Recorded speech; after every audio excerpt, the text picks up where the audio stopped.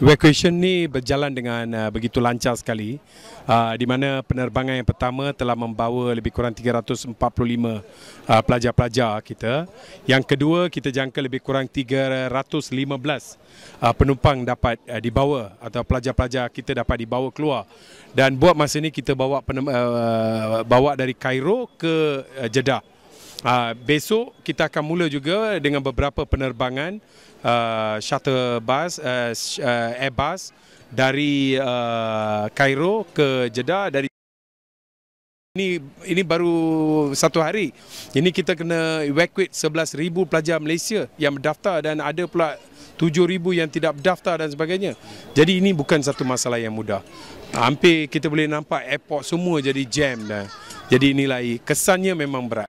Pertama sekali yang berkaitan dengan terjejasnya pelajaran saudara-saudari sekalian, di mana ini memanglah kesan tu kita tak boleh buat apa.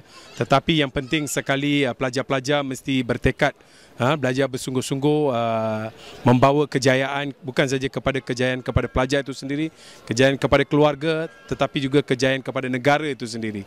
Ya, yang lebih penting ialah imej negara harus dipertahankan. So far saya nampak bekalan makanan di sini mencukupi, ya.